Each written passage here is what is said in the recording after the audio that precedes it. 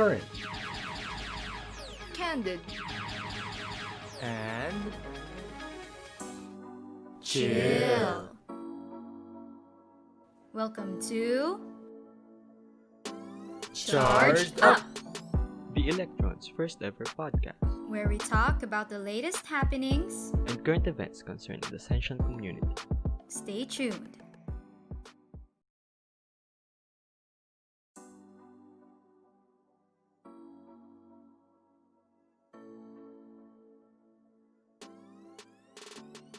So, once again, welcome to the Electron's official podcast, Charged Up. We are your hosts for this episode, bringing you the warmest stories. I'm T. And ready to brighten up your day, I'm Ray. I just like to greet all of you listeners a good morning, noon, or evening. To be honest, wala akong idea how to begin this because this is very different from what we usually do in Radio Broad. Diba, Ray? That's right, T. We were more used to doing things by the script, but now we have the power of editing and online meetings. We can do what we want at our own pace. I'm sure that most of us have acquired a few new hobbies during the course of this quarantine. Yes, that is so true. I'm sure that we all need something to help the time pass easier while we are still adjusting sa bagong normal or new normal. Oh my gosh. Ikaw, Ray, what have you been doing this quarantine? Well, I've been trying to learn how to edit videos and make some digital illustrations for my own personal use. And it's been quite enjoyable to see myself find these new hobbies that I previously didn't have that much time to even think about before. So, how about you? Did you find any new hobbies? Yes, actually, same. Well, one of the things na I spent most on was exercises. But like you, I've also been doing more digital art and illustrations, specifically vectors, like yung dun sa Illustrator. Sa mga Oh, groupmates ko sa Jappy, pretty sure na nakita nyo na yung basic passable skills ko.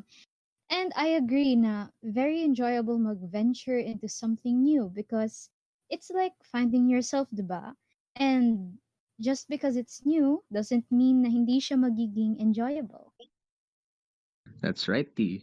Just like our upcoming celebration for our Foundation Day. Technically, last Friday yung foundation, diba? I think Oo. na-blast away ako nung nag-DP blast sila. Yun. Sumali nga din ako dun eh.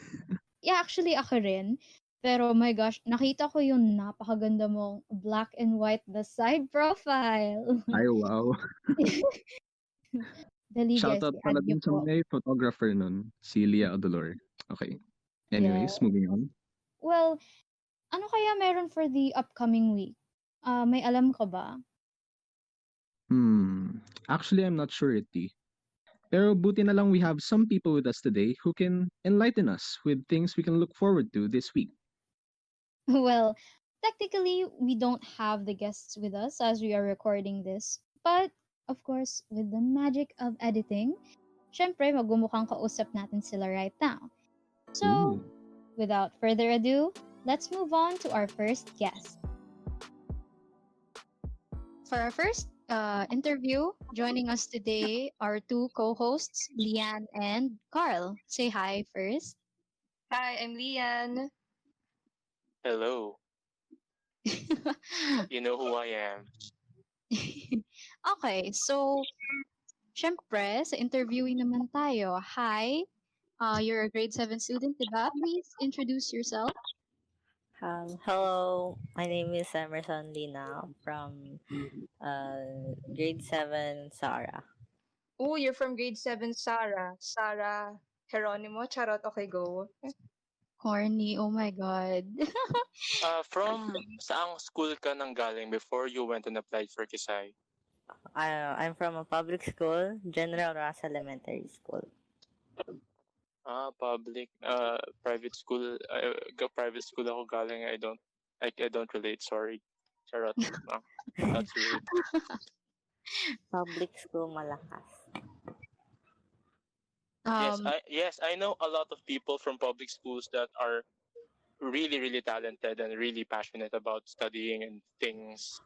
Like never downplay a person. Hindi porket public school na isang person ibig sabihin mas mababa sila.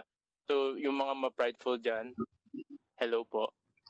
May pinapatamaan ata to ah. Okay, let's go on with the questions. Okay, so how do you feel about the foundation day since it's up and coming and since it's going to be your first since you're grade 7? I really don't have feelings because I haven't experienced it, the foundation day, and of course, I haven't able to experience me being a Scientian because I'm only studying online classes. Yeah, understandable. So dati mo bang school did you have any uh events na nag-celebrate ng foundation nyo like that?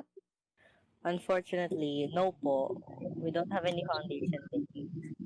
But we have ano po, we have a Spread FL month, which is on November, and we get to compete with each other.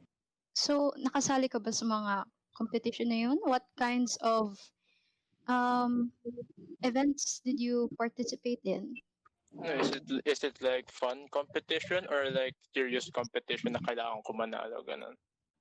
I don't know, but it also the Spread FL month also serves as like a platform kung sinong pipiliin sa another competition, sa district competitions. Ah, I see. Cool. So it's a school-wide competition ganun. That's a different way of Yes. celebrating something. At least may nasa-celebrate, diba? So since you're an upcoming grade 7 student in the time of a pandemic, so alam naman natin na you weren't able to graduate. Nobody was able to graduate. Kung may nag-graduate man, it's online, no physical ceremonies. What do you feel about yun nga, hindi ka na nakagraduate, hindi ka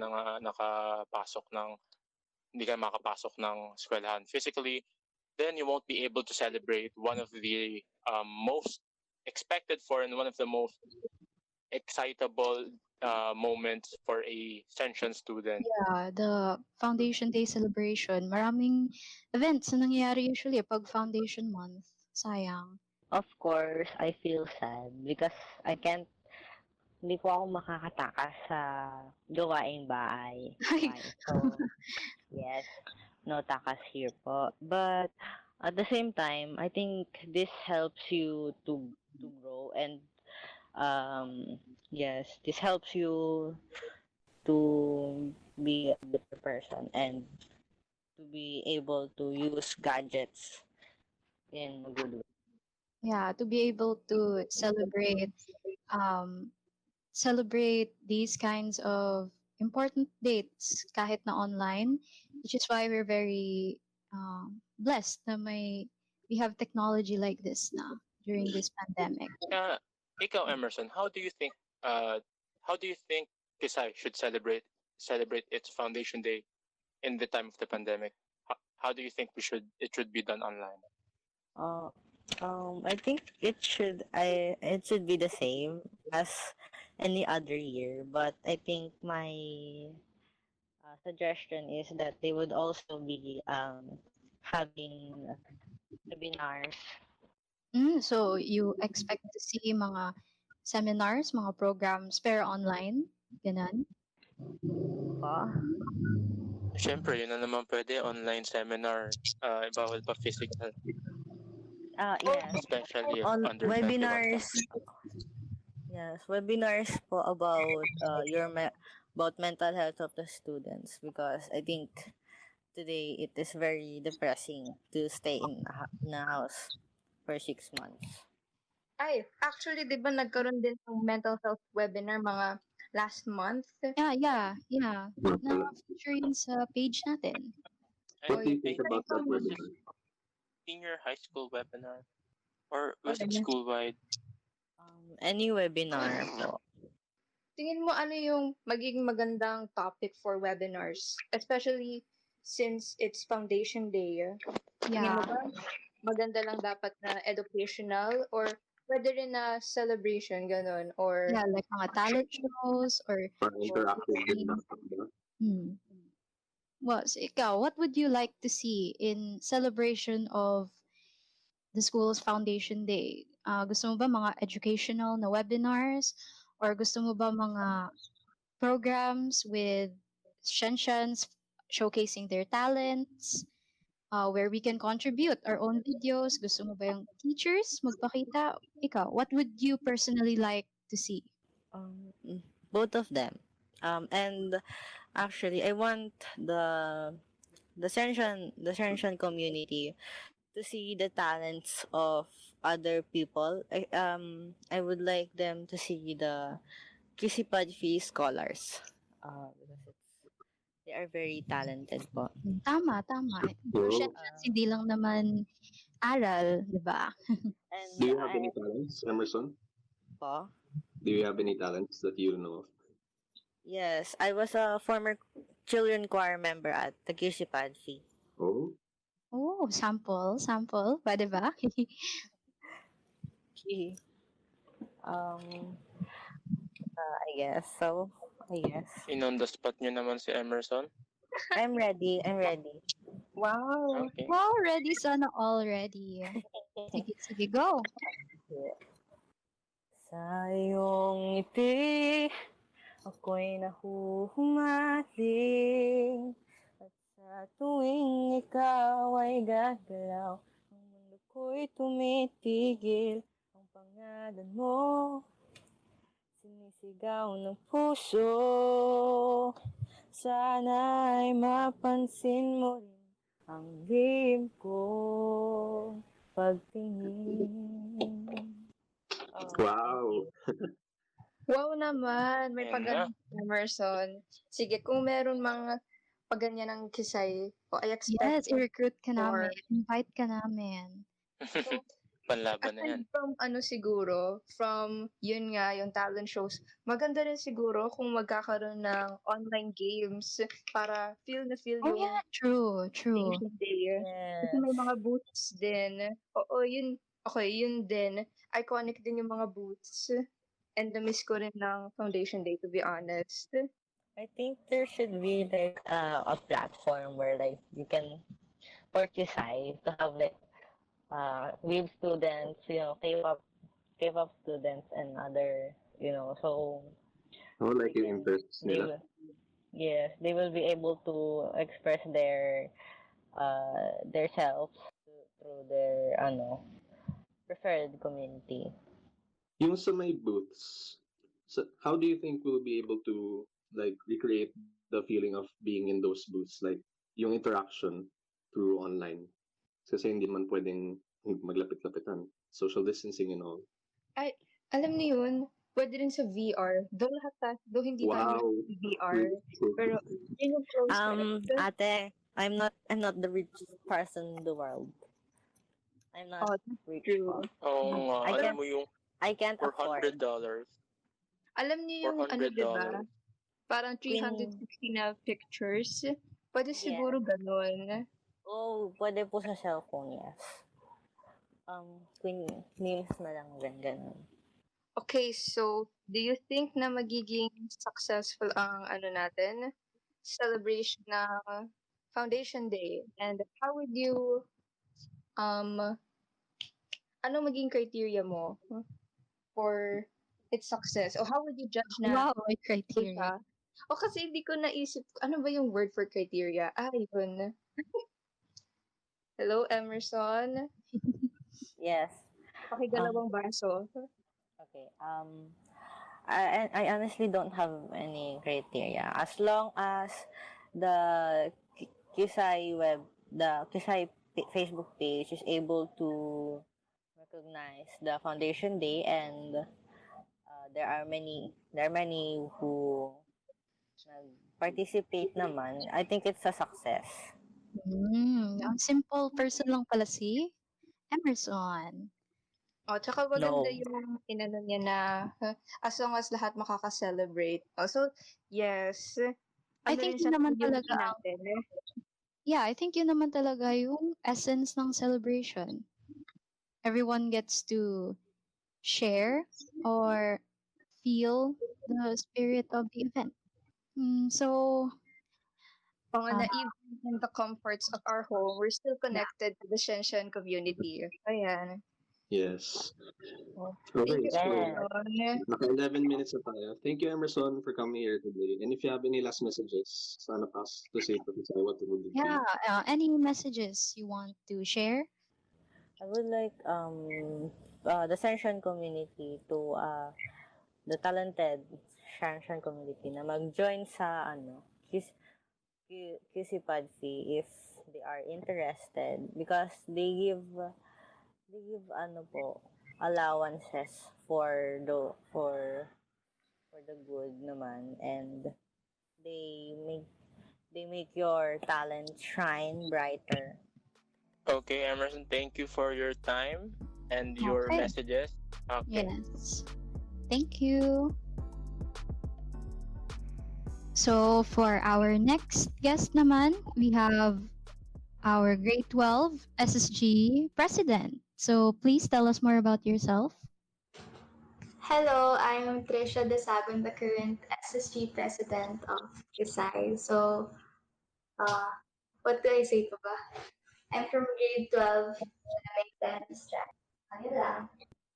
So first, how do you feel na yung foundation day na to?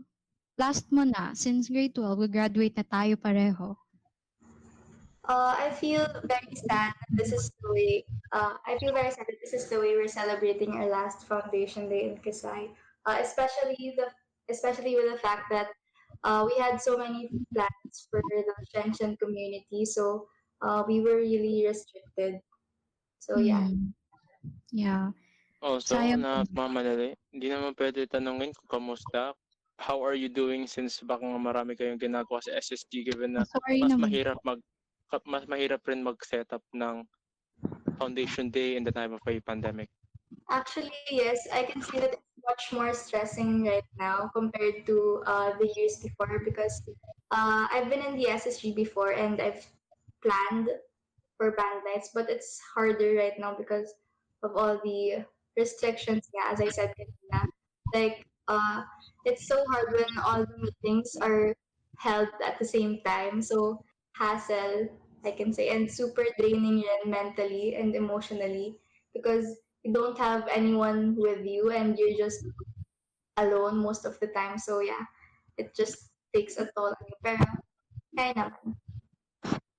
True. Iba rin talaga kasi kapag in person yung meetings niyo, right? Iba kapag harap-harapan. Okay, so for this year's foundation, does the SSG have any plans? Can you share them? Sure. So initially, we planned to have an online concert. This was planned months ago, pero yung initial plan namin is to, uh, as you all know naman, anticipated ng Shenshans is yung famous lineup, ganyan.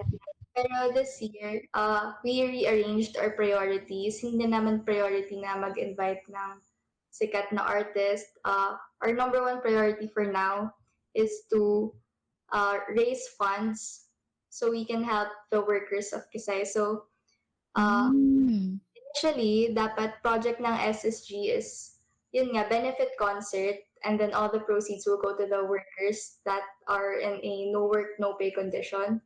But unfortunately, we didn't have the luxury to wait for the approval of the principal because nag-September na and we haven't heard from her yet. So we opted to use the platform of QSI Agapay na lang. So this project will be under QSI Agapay instead of SSG. Pero people working behind it are still the SSG officers, pero I will be working on it as the project head instead of as the SSG president. So ayun. Okay, I see.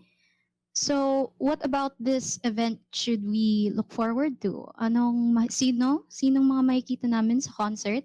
If you can share lang naman. It will be very exciting because we'll be having not only student performers but also teacher performers. So Ay, wow, teacher performers. Invited some, Pwede ba kami makarinig na sneak peek sino ang mga teachers na magpe-perform? baka masyado kayo ma-excite eh. I tried to invite Sir Payan actually, Ay, Sir, but Sir Payan. fully booked schedule daw. So yeah, sadly. Okay, I see. So, as a grade 12 student, pwede ka ba mag-share ng mga naging experiences or fond memories that you're fond of regarding sa mga naging foundation ng Kisay in the previous years? Siguro for me, ang most memorable is yung Alpas. Even kasi the other band nights, I was part of the SSG and the committee, so I wasn't really given the chance to enjoy the night like to myself and with my friends kasi Yeah. I was busy trying to work ganyan. And nung Alpas, I wasn't part of the SSG, so I really had the chance to enjoy. And ang ganda rin ng lineup nun. So, ayun, super memorable those SSG. So, do you have... Can sige, you sige. tell us more about Kisay Agapay? Like, ano yung mga current plans nyo or like yung mga stuff that you want to do, you want to achieve yung final goals and stuff like that? Okay, sure. So, Kisay Agapay it was established last May 2020. Ang nag-start nito is yung past SSG presidents din, sila Ate Gabby, sila Kuya Jomik, they were behind it. And then, they passed it on to us. Sabi nila, we can be the next project head so that if ever meron mang kailangan ulit ng tulong within the Scientian community, we can use the platform again to help them. So now, actually, nung previous na QSI Agapay, we raised 200, like somewhere near 200,000 for the workers. So we had 4,000 to distribute to each one of them. So malaking tulong na rin yun for them. So I guess magandang gamitin yung platform na yun to help them again kasi the people know na lahat ng kikitain from that event is mapupunta talaga sa kanila. And grabe rin naman kasi magpasalamat yung mga workers sa amin. Like, they really say na they're super thankful to us and that it was really a big help to them. So, ayun, so we decided to use it again. So, for this relaunching of QSI Agapay, we will be featuring student groups na magpa-perform ng songs, magpa-play ng instruments, but we will also be featuring artists and then dance performances from students from different batches and from induction siya as well. And ayun nga, performances from the teachers. So, as of now, ang ginagawa namin is naghahanap kami ng sponsors, which I'm super thankful for my CGL officers. Sobrang ang dami na nilang nakukuha ang sponsorship. So, malaking tulong din yun for the ates and kuyas. Kasi lahat yun, diretso mapupunta sa kanila kasi wala naman kaming pinagagastusan. So, ayun. As of now, we're just preparing for the streaming. So, yeah. Yun pa lang naman. Thank you for sharing. I'm looking really forward to this. It makes my heart warm. Wow. Na mapupunta sa kanila yung ating workers, yung mga funds for this. Thank you rin sa efforts niyo ng SSG and CGL kasi napagsasabay niya na ma-enjoy ng students tsaka Yes. ng talents. Yung teachers din, di ba may teacher performers din, pati students, and makakatulong talaga sa workers. So thank you very much for all your efforts. Hindi naman namin siya magagawa without the support and the help of the alumni, ganun. Kasi sila mostly yung nagdo-donate. So, ayun, super thankful din. Sobrang laking help nila. So, any messages to the Scientian community about the Foundation Day? You want to invite them? Ganyan.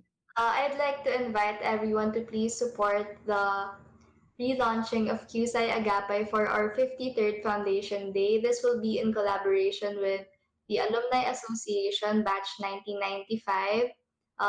we will be featuring student performers, teacher performers, and of course your favorite dance troupe in Dakshansha. So yes, there's really a lot to look forward to, and I hope you can support in any way that you can. If you can donate, please do. If you can share the stream, please do so. Ayun, we're super thankful for all your support. Thank you Ay, so much. ayun. What mediums can we donate in? Can we help? Oh, yeah, yeah. We will be posting the modes of donation. I think we'll be posting a teaser later. So we will include naman in the posts yung bank details, yung GCash, PayPal. Uh, dinamihan na namin actually yung modes of donation para kung ano yung pinakamadali for the people to donate para hindi na sila mahahassle pa. So we will be posting all of that naman. Okay, thank you very much, Ate Trisha, and maganda rin na maraming modes of donation. Okay, thank you po. And before we go, do you have any final messages that you want the pension body to hear? Like personal message mo na what you want to tell them as SSG president. Personal message for the Scientian community is, alam ko lahat tayo nagsistruggle right now kasi it's super hard to adjust. Even kahit ako na last year ko na nakakasad na ganito natin sinispend. Pero kapit lang. We're Scientians, parang na-train naman na tayo to go through hard times. And I believe na our teachers have raised the strong people that we are and kaya natin to. Pero let's not stick to toxic positivity and let's all keep ourselves aware of everything that's happening and let's try to be ayun nga, aware of everything that's happening around us and let's all be a little kinder to everyone. Yun lang. For our third interviewee today, we have with us an alumni from QCSHS. Please introduce yourself, sir. Hello, everyone. So my name is Renato Malyar. I'm from batch 1995. We're the Silver Jubilarians for this year's alumni homecoming. So, sir, how do you feel po about this Foundation Day, this upcoming Foundation Day po? So I know it will be different, but this year is actually a year of a lot of different experiences. So like many other changes we've experienced this year, so a virtual celebration is really just one of the new normal we need to embrace. So we know in spite of the limitations, I feel personally excited still to provide platforms for all Scientians to virtually connect, celebrate, and of course reach out to members of our community most affected by the pandemic. So still hopeful and also excited. Okay po, sir. Meron po ba kayong mga experiences that you could share with us from your Kisai days? Like, how did you celebrate your Foundation Day back then? So a lot. I think during our time, I don't know how it is now, but we have a lot of activities on campus. I remember a lot of the booths, a lot of games, sports, a lot of celebrations, and then culminating with an alumni activity. So this year, I'm really excited to be on the other side and really connecting as an alumni of Kisai and celebrating it with the rest of the students, teachers, and staff. Okay, so sir, how do you think would it compare from before to today? I think the fact that it's primarily a virtual celebration, so really looking forward to these new ways of connecting. I've been in touch with several students, teachers, and other alumni groups to come up with a lot of virtual reunions, fundraising events, and other projects that can really help students who require assistance to prepare better in the online classes. So a lot of virtual connections, a very different experience, but equally rewarding. So really hopeful to put all of these programs to implementation. Okay. So, what have you been doing po to prepare for the Foundation Week? Okay, several. I can highlight a few. First one, Mini, is being connected with some of the students. We have an existing Batch 95 scholarship program We already gave assistance, provided tablets and computers to them because they really need it with the upcoming online classes. The Alumni Association also launched a new initiative in coming up with 400, almost 400 pocket Wi-Fis to some of the students. And in the upcoming Foundation Week, through our Kisay Agapay platform, we will be raising funds to support other staff of Kisay whose income was really halted by the pandemic, to make it really a meaningful celebration for everyone. So through these online live streams that we are planning, we're really hoping that the Scientian community can participate and be part of the virtual celebration. So ano pong mga activities the Scientian community should be excited or be looking forward to po? One is a lot of fundraising, virtual reunions through either Zoom, Meet, um, and then musical celebrations during the alumni night on September 18. But during the Foundation Week, we will be having live streams almost every night, 7 p.m. through Kisay Agapay. Nagkaroon po ba ng mga differences from your original plans for this year? A lot. We've been really planning for our big celebration supposedly this year. We started the plans as early as last year. So we did movie screenings, with launch campaigns on commemorative watches, shirts, everything. But this year really surprised everyone and really made us change all our plans. We pivoted all our plans from focusing into a physical celebration and pivoted them towards new ways of connecting virtually. So it has its limitations, but we remain focused on making it meaningful for everyone. Was it hard po to transition from planning a physical celebration to adjusting to a more virtual setup? It was hard.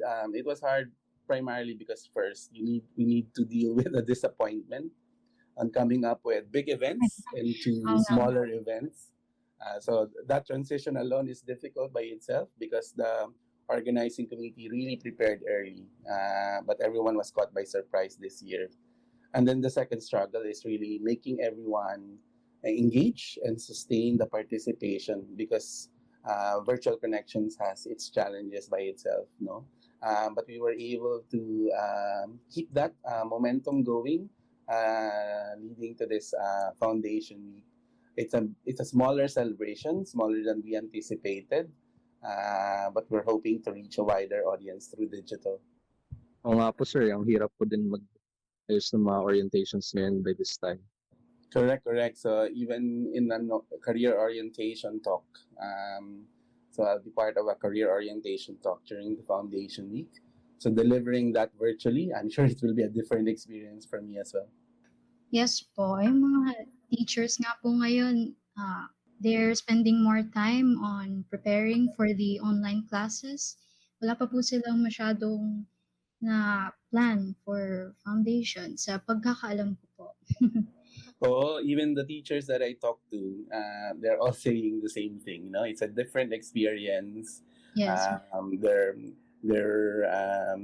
really preparing differently this year, but I think we're all adjusting and really preparing ourselves better in the new reality with the upcoming school year.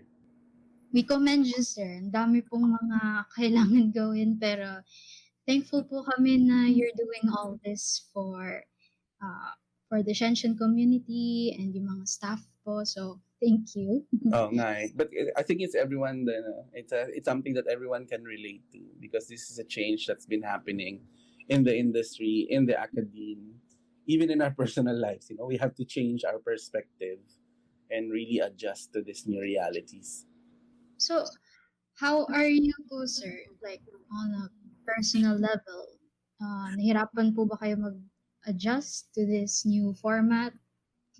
Initially, it was difficult, you know, especially with me. I'm working now, work from home for 6 months and probably until the end of the year. So it's a different way of working. But professionally, it's something that I learned how to live with. Even personally, our family, from our weekly out of town trips, so we learn how to Oo nga po eh. survive with staying indoors, different activities. Especially, I have a 5-year-old and a 2-year-old, so the energy I need to find outlets. So it's new ways. It's new ways of family life, professional, and even connecting with friends. It's a different way this year. Yes po. Hindi na So for dumaan na po ang summer, hindi man lang nakapag-vacation sa Oo labas. nga no? Summer passed without going to the beach. Pero for you po, sir, enjoyable pa po ba this year? Or do you think can still be enjoyable despite all these happenings? Yes, you just need to find other ways of finding productive time. So personally, for me, I didn't have time before to tend to my garden, but this year I was able to care for it almost every day. I find new hobbies, new shows on Netflix. So finding that happiness in a Yes. whatever way we can, it's really an adjustment, but it's all worth it in the end. Yes po. Um, so, may mga messages ka po ba, sir, for your batchmates or the Scientian community in general? Yep. Essentially, this is just an invitation and also just a message that hoping to see everyone during those live streams, September 14 to 18. Just check out the Kisay social media groups, the alumni homecoming pages, and Kisay Agapay. I think in spite of the unique setup this year, I'm still confident that we will find success in all these virtual connections. And as a community, as a stronger community, we can rise up to all of these challenges. So looking forward to connecting with everyone. Yes, sir. So, thank you po. That's all our questions for today. All Thank right. you. Thank you. Thank you for your time. Congratulations on this podcast. Stay safe po. You too. Bye. Good luck din po. Good luck din sa atin. So, for our last but definitely not the least guest for this first episode of the podcast, we have our very own principal. Ma'am, can you please introduce yourself and say hi to the listeners? Okay, so I'm Mrs. Danao. Hello, everybody, to the listeners of this podcast of the Electron. How's everybody doing? Good afternoon. We are doing very good naman po, ma'am. Very busy kasi marami rin pong mga preparations. Pero we know din po na mas busy din po siguro kayo. Kayo po, kamusta po kayo? So far, doing good pa rin despite of the so many preparations. Yes po. Thank you po kasi ang dami niyo pong ginagawa. As mga narinig po namin from the prior interviews. So, how do you feel po about the upcoming Foundation Day of Kisay? Since second time yun na po sa mag-celebrate ng Foundation Day sa Kisay. Oo, it's very unusual because of course we cannot celebrate it face to face. Walang mga hugging, walang food and all. Tama, no? Yun yung highlight of the celebrations. Opo. Yung ating mga masayang activities with our teachers, our students, and of course, our parents. So ngayon, we can just celebrate it. We can just celebrate it differently siguro. Virtual, someone's going to just present doon sa isang area na sila yung host and then ang mga participants ay nasa virtual din. So, Yes po. siguro na lang ang gagawin natin. At least we can celebrate pa rin the foundation of the school. Just Yes.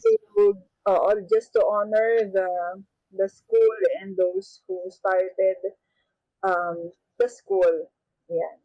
Okay, ma'am. So, speaking of activities, what should the Scientian community look forward to in this Foundation Day?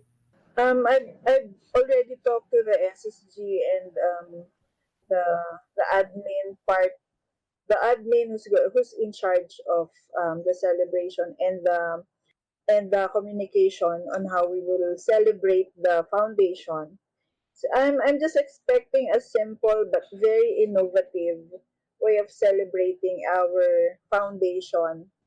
Hindi na masyadong bongga, but still there's the spirit of celebrating the founding of our school. So yun, I'm expecting that everybody can still be innovative in their presentations and syempre yung ating kabuuan ng pag-celebrate ng foundation. Yes po. So, what, ano po yung mga prepare nyo? And how did you prepare for it po? Actually, it's being prepared yet.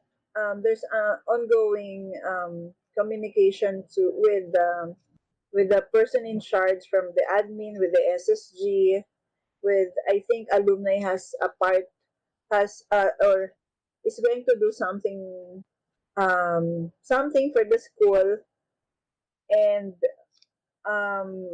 as of now we're just thinking of the theme yet, pero they've already talked about the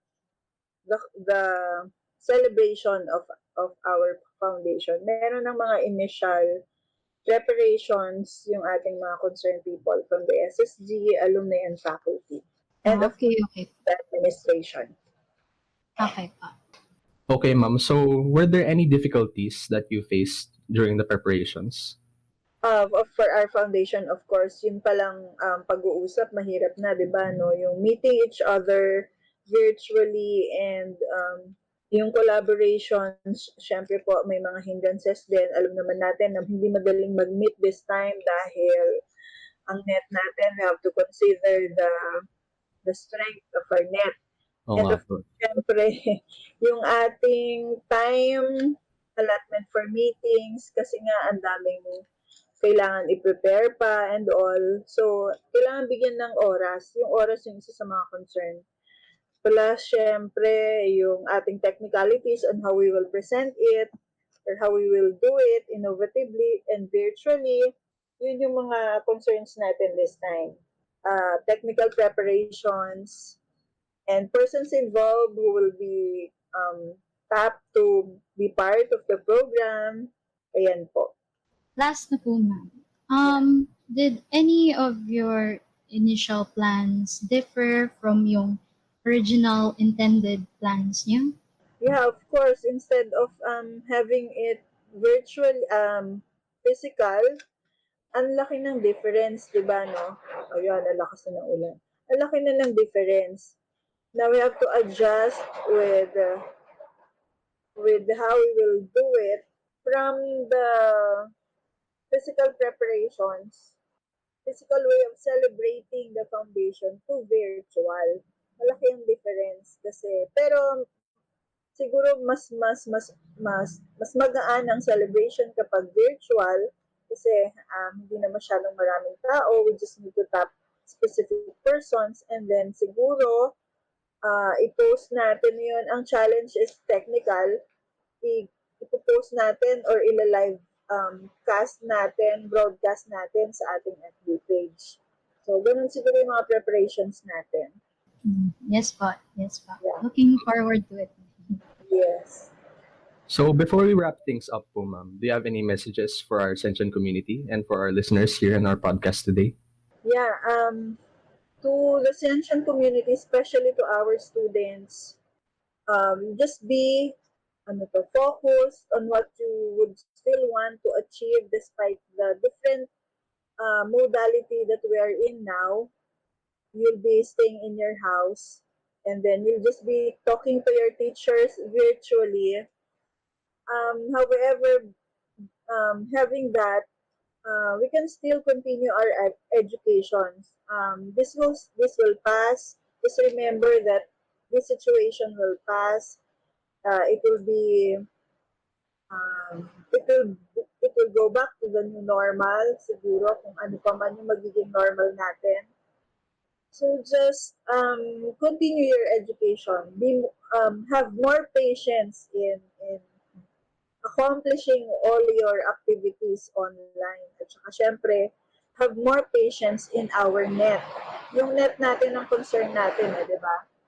And of Oo course, nga. yan ang challenge talaga sa atin, especially sa teachers natin, no? Sobrang ang hirap kasi nga we have to prepare everything and then pag dineliver na natin yung ating mga lessons, pag nag-actual na, mas challenging.